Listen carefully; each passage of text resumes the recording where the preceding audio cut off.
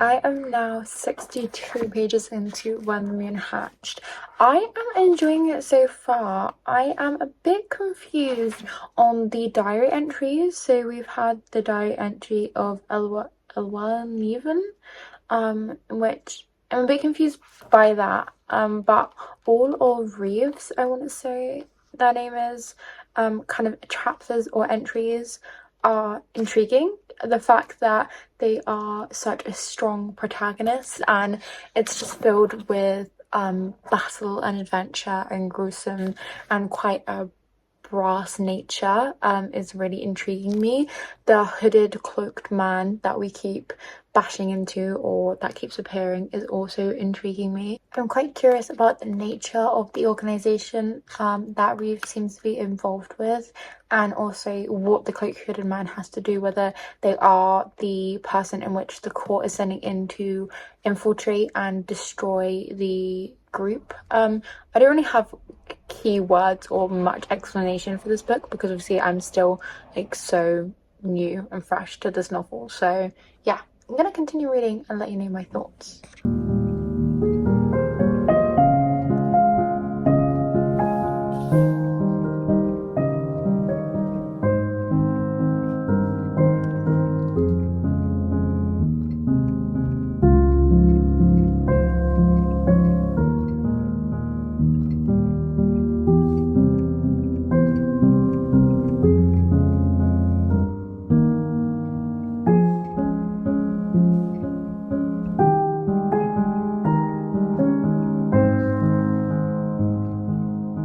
And a little update, I just hit chapter 13, page 78, and we are just being introduced to Khan, which is a new perspective in this book.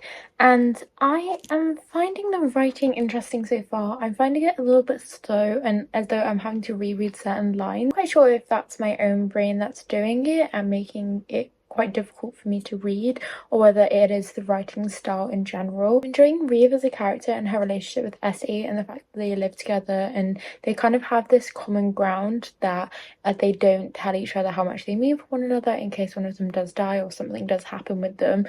And then Essie's just said her feelings towards Reeve in terms that she really needs her and she sees her like family. So that kind of dictates that something probably is going to happen. But yeah, I'm just finding some elements of it a little bit confusing still and not quite sure what's going on. Like for example, the messaging thing where it was Reeves messaging Buddy, in which is Nee. I'm not quite sure if like they're like a bird and they open up as a piece of paper. I'm not 100% certain. I think there's like a few little illustrations would really help me, but perhaps that's again just my own mind. But yeah, enjoying it so far, having a little bit of struggle with the writing style, bit of struggle with imagining certain aspects of it, but other than that I'm finding it quite involving, and I think once the pace picks up a little bit, that'll be when I start to enjoy it more. So I'm going to continue reading and then I'll update you further. Oh my goodness, I knew something was going to happen to Essie, but I didn't realise that was going to happen, and now that she's not there anymore, it makes me so sad. That was such a heartbreaking scene, and you just saw the raw guttural instinct of how Reeve was feeling and how much she did appreciate her, but she never said those words, and you kind of knew something was going to happen, but I didn't know it was going to happen in that way.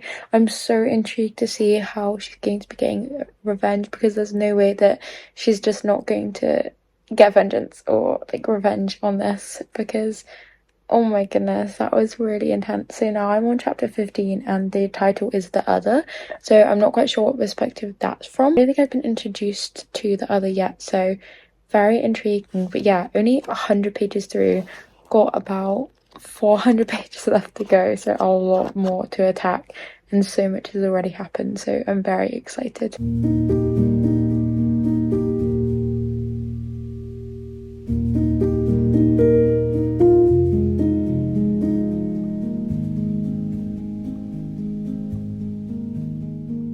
I'm on page 188 and so much has been happening. We've had the battle scene with the dragon. The king has released that he is the one of Burnt City. We have our main character Reeve, who's now flying on the dragon to go to the Burnt City in hopes to return, but maybe she won't. There's that kind of chemistry and tension between them. I kind of knew that obviously the cloaked guy was part of like a king or something along those lines. I wasn't quite sure exactly who he was going to be, but when he started healing her, I was a bit confused as to why he was doing that. But then as soon as you saw him like save her, it's just I'm just so excited to see how it progresses. So yeah, 188 pages in, still quite a few to go, so there's how far I'm through and left to go, so we'll see how it all kind of goes from here. This is the reality of filming with the kissing.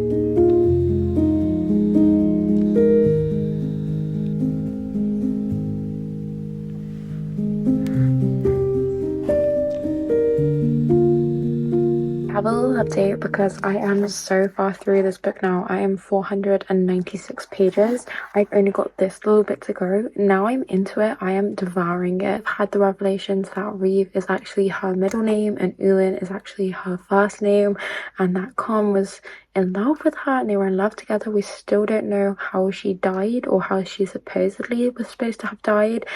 She's still very like in her kick-ass main female character situation where she just feels like she just needs to have all these defenses up and just protect herself and be fighting and have that anger and revenge and vengeful energy within her, which I am still really enjoying because I find at least this part in the book, like usually the character kind of dissolves that energy, but I'm still enjoying that she really holds on to that and that is a core part of her being. Obviously I want to see her live a happy life, but the fact that still this far into the book she's still feeling those feelings because I think they are completely valid.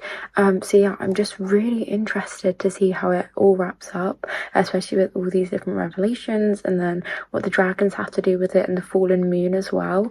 I was a little bit confused when Khan was showing her the fallen fractured moon, as I assume that has something to do with ᴑᴘ's original kind of character and original kind of backstory, but I can't figure out what yet. Some parts are still going over my head and I do find it doused a little bit in over explanation, I suppose, just from my own brain. But yeah, I'm still really enjoying it, having fun with it. Not long left to go, so I'm going to continue reading it and yeah, see how I get on.